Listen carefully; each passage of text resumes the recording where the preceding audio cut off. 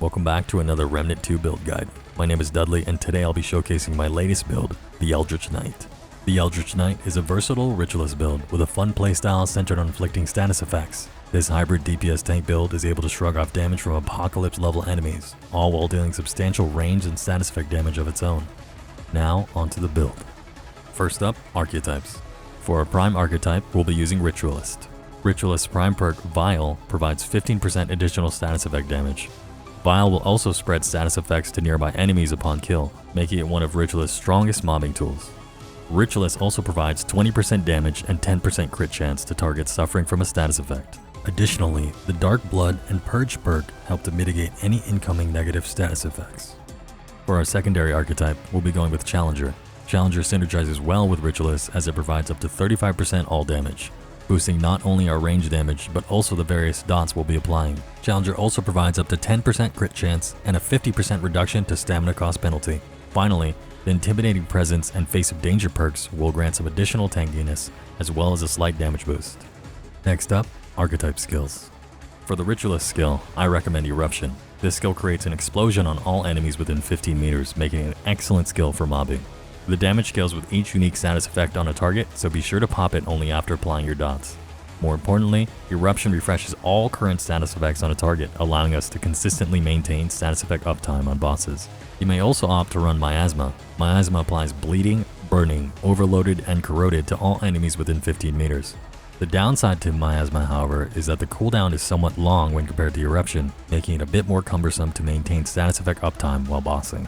As for the Challenger skill, I recommend Rampage.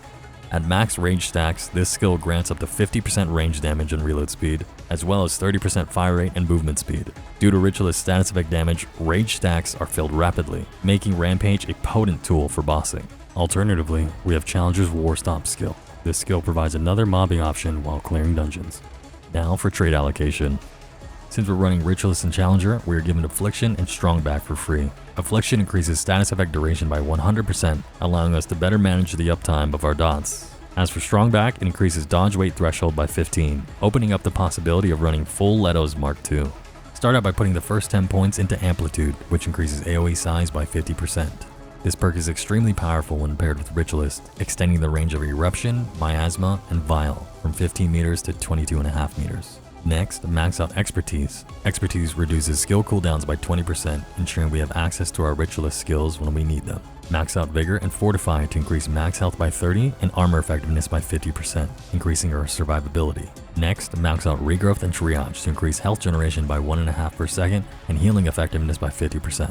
These two traits work together to provide increased sustain. Then, max out Siphoner, which grants 3% lifesteal, further increasing the build's sustain. Siphoner will also proc off status effect damage, synergizing perfectly with Ritualist. Lastly, put 7 points into Bark Skin, reducing incoming damage by 7%. This leaves us with an extra 10 trait points. Use these last 10 trait points as you see fit. I prefer to max out Potency, which increases consumable duration by 100%. And now for the actual loadout. For armor, I leave it up to you. Here, I'm rocking my new favorite heavyweight fashion. If you don't care about fashion and just want more damage reduction, Challenger's Strongback trait allows us to run full Leto's Mark II while still heavy rolling. As for relics, for this build, feel free to use any relic that suits your playstyle. I prefer to use Tranquil Heart for its passive 2 health per second. For relic fragments, I recommend health, elemental damage, and ranged crit chance. If you don't mind sacrificing some damage for extra survivability, you may instead run armor and damage reduction. Moving on to our trinkets. For our first 2 trinkets, we'll be running the Whispering Marble Amulet and Dried Clay Ring. Together, these provide insane value, granting 4 stacks of Bulwark or 22% damage reduction, while increasing all damage by 25.2%. For the next 2 rings, we have a Honey Crystal and Singed Ring. A Honey Crystal deals 5% additional damage for each status effect the target is suffering from. Singed Ring, on the other hand, increases all damage dealt to burning enemies by 10%. These rings are unique as their damage buffs are applied multiplicatively rather than additively. For this reason, a Honey Crystal and Singed Ring are the absolute best in slot for Ritualist builds. For our last ring, I recommend Band of the Fanatic, which increases status effect damage by 25% and reduces status effect duration by 65%. This ring will help to mitigate the DPS lost from the Affliction trait. Once status effect duration is addressed in a future patch, you may swap Band of the Fanatic for another ring of your preference. Some other options I recommend include Stone of Malevolence for mod gen, Blood Jewel for another bleed dot, or Seal the Empress, which further increases the build survivability. Next, we have our weapons. For the melee slot, we'll be using the throwable Krell Axe. On charged attacks, the Krell Axe applies Overloaded.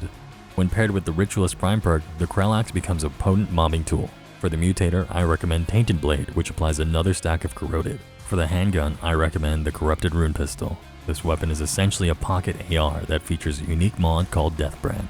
This mod grants a 10% damage buff against branded enemies. Branded enemies will also drop an Echo, which increases weak spot damage by 10%. Pair this with the Twisting Wounds Mutator. Twisting Wounds increases damage to bleeding targets by 20%. More importantly, it will inflict bleed to targets upon crit or weak spot damage. If you'd rather have a free mod slot, I recommend the MP60R as an alternative. For a long gun, the new Sparkfire Shotgun is a perfect fit for this build. This elemental shotgun fires incendiary shells that apply burning. Pair this with the Fetid Wounds Mutator, which increases crit chance by up to 15% while also inflicting Corroded. For the mod, I recommend Corrosive Rounds for bossing, Song of Yeafer for its utility, or Stasis Beam for dealing with elites. Now, let's go over consumables. For the concoction, I recommend Mudtooth's Tonic, which increases max health by 25, bolstering this build's defenses even further. For consumables, I highly recommend Ghoul Serum. Invaluable for heavy roll builds, Ghoul Serum reduces stamina consumption by 50%. I also recommend Confidence Booster, which reduces incoming damage by 10% and stagger by 1. Finally, be sure to make use of Pipe Bombs as they will inflict bleeding, providing us with yet another dot. Now that I've told you everything there is to the build, it's time to show you it in action on Apocalypse.